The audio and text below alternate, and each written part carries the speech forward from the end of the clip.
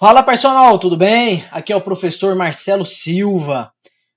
Conta pra mim, eu tenho certeza absoluta que você tem pai, mãe, tio, tia, avô, avó, primo, parente, sogro, sogra ou aluno ou aluna idosos. Deus o livre se você não tiver ninguém perto de você idoso, tá? Se não tem, procure urgentemente, porque ele é fonte de sabedoria. Mas partindo para o outro lado, do cunho ou de cunho profissional, você tendo qualquer um destes perto de você, você sabe realmente como atendê-los? Você entende realmente o que necessita ou do que necessita um idoso? Você sabe quais são os efeitos deletérios do ponto de vista fisiológico, psicológico de um idoso? Sim? Não? Caso saiba, continue por aqui, que eu tenho certeza que eu ainda consigo te passar mais alguma coisa. Caso não saiba, fique por aqui, que eu tenho certeza que eu consigo te passar mais alguma coisa. Beleza? Vem comigo!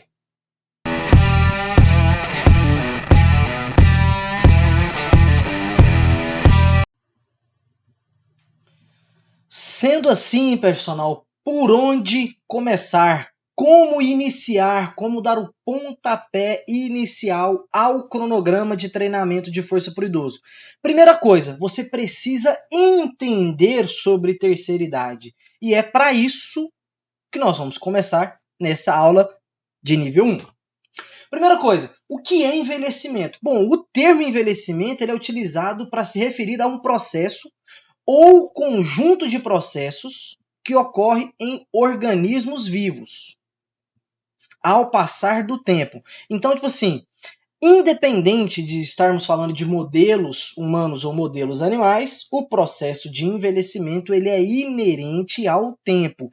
E este processo pode implicar ou pode culminar em perda de adaptabilidade, ou seja, da capacidade de o organismo se adaptar a algum agente agressor ou algum estresse ambiental. Vamos lá para alguns exemplos. O indivíduo foi para um ambiente quente ou um ambiente frio. A termorregulação fisiológica é uma capacidade de adaptabilidade. O indivíduo foi acometido por uma gripe. O indivíduo idoso, quando comparado a um jovem, tende a ter maior grau de acometimento. Isso também se refere à adaptabilidade. Com relação à questão de deficiência funcional, o deslocamento do idoso, a questão de sentar, levantar, se deslocar, fazer compras, por exemplo, são aspectos funcionais. E às vezes você fica aí preocupado com o idoso em relação à hipertrofia muscular. Não, meu jovem. A ideia principal aqui é melhorar a questão funcional do idoso, dar a ele autonomia. E uma das coisas interessantes ou importantes para esta autonomia é força. E, finalmente, a morte.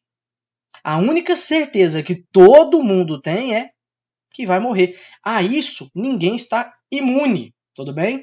Agora fica aquela pergunta. Eu não quero envelhecer. Você tem a outra opção. Qual seria a outra opção? Morrer hoje. Morrer novo. Tudo bem? Com relação a isso, o século XX ele marcou definitivamente a importância de vários estudos relacionados à velhice. Tá?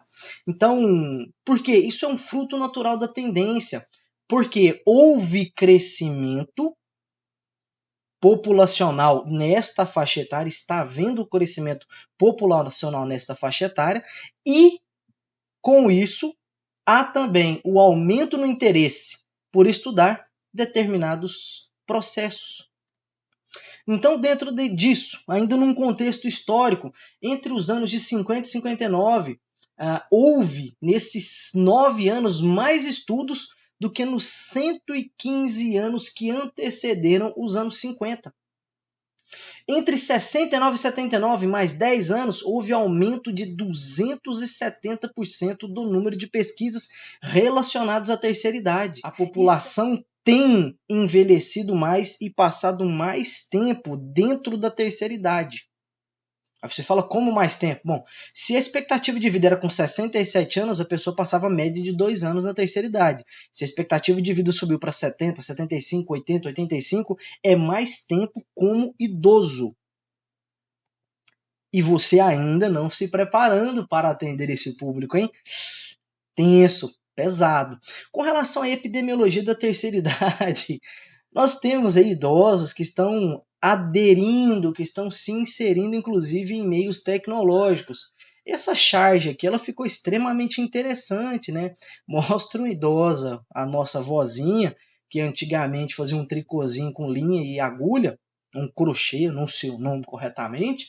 Hoje em dia rola um PS4 para velhinha fazer um tricô, um crochê, né? Você vê às vezes idosos mexendo com o Instagram. Pô, isso é sensacional, é inserção. Talvez com mais dificuldade, mas ainda assim uma inserção. Outro ponto que é muito ressaltado é que o início e o fim tendem a ser bem semelhantes. Às vezes o idoso tende a perder a autonomia e ficar tão dependente de terceiros quanto uma criança. Dificuldade de locomoção, dificuldade de autonomia, dificuldade, inclusive em casos mais graves, de ir ao banheiro e fazer as suas próprias necessidades. Número 1, número 2, banho, por exemplo. Então, essa dependência ela pode se aproximar muito disso aqui. Temos ainda uma classificação por faixa etária, e essa classificação por faixa etária ela acaba abarcando a questão cronológica, biológica, psicológica.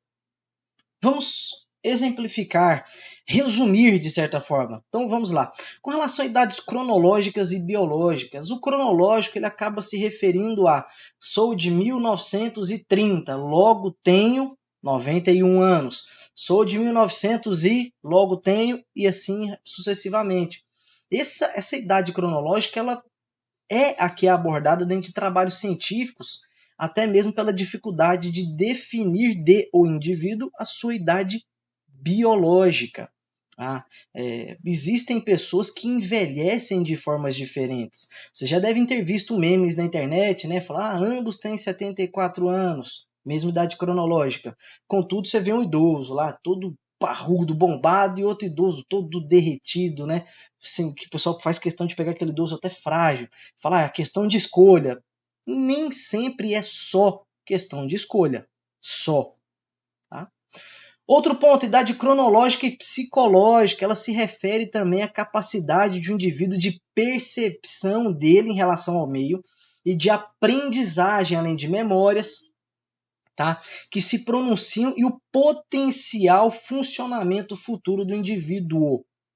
Então, relação entre idade cronológica e a capacidade de percepção e aprendizagem. Isso aqui se refere à questão psicológica. Outro ponto que nós temos aqui é a idade cronológica e social. Ela se refere à idade social, ela tem relação com a capacidade de adequação do indivíduo ao desempenho de papéis e comportamentos esperados para pessoas da sua idade. Isso se refere à questão de autonomia, trabalhos ou até mesmo aspectos laborais e de atividades do dia a dia, aquilo que a autonomia funcional os permite. Trabalhar, não trabalhar, continuar sendo o arrímio de família. Então, tudo isso se refere às idades cronológicas e sociais. Temos aqui uma classificação de Spiridusco 2005. Ele considera bebês 0 a 2 anos, crianças 3 a 12. Isso aqui é cronológico, tudo bem? Adolescentes 13 a 17, adultos jovens 18 a 24, meia-idade 45 a 64, adultos primeiro 25 a 44, idosos, adultos de meia idade já falei, idoso jovem 65 a 74, idosos 75 a 84, idosos 85 a 99 e idosos muito idosos, acima de 100 anos, os centenários. Houve, inclusive, um aumento considerável do número de nonagenários. Pessoas que ultrapassaram os 90 anos de idade. É muita história e, em alguns momentos, muito cuidado necessário para atender a esta população. Temos aqui também, pessoal, uma pirâmide, a distribuição por faixa etária. Em 2013, nós ainda estávamos com esse desenho de pirâmide. Se você observar aqui, já não é uma pirâmide perfeita. Se você observar aqui, a base já começou a se estreitar. E o estreitamento dessa base aqui, ele implica diretamente em relação ao número de nascidos, ao número de crianças, ao número de bebês. E esses aqui de 2013, a tendência é que eles comecem a ocupar isso aqui. Esses aqui, a tendência é que ocupem esse. Então, se você observar o meio da pirâmide, tende a ficar menor. A base, se você comparar a base de 2013 com a base de 93, de 83, por exemplo, ela já reduziu, então a tendência é ficar ainda menor e o topo de crescer. Tanto é que a expectativa para 2050 está aqui. Aumento do número de idosos, uma redução uma ligeira redução do meio da pirâmide e uma redução considerável aqui na base. Então, isso se dá ao aumento de expectativa de vida e redução da taxa de natalidade, ou da fertilidade, e uma redução do número de crianças, de nascidos. Progredindo nisso, nós podemos esperar um envelhecimento populacional. E esses idosos, ou os idosos, eles têm maior quantidade de dinheiro discricionário quando comparado a jovens. Os jovens tendem a gastar com aluguel, gastar com carro, gastar com casa, idade escolar dos filhos e mensalidade e tudo mais. Os idosos, o comprometimento financeiro deles com essas mesmas contas que nós é um pouco menor, às vezes muito menor. E dentro disso, dentro desse cenário, nós podemos encarar os idosos como um público extremamente interessante. Então, se você observar do ponto de vista de mercado, o idoso é um excelente mercado para atendimento. E se você observar da necessidade em um próximo momento, caso você tenha interesse, você vai deixar claro para mim que quer mais vídeos acerca de terceira idade. Então, caso você tenha interesse, entrarei em aulas futuras nos acometimentos inerentes à terceira idade e, futuramente ainda, como cuidar desses idosos. Tudo bem? Sendo assim, um forte abraço e fica com Deus.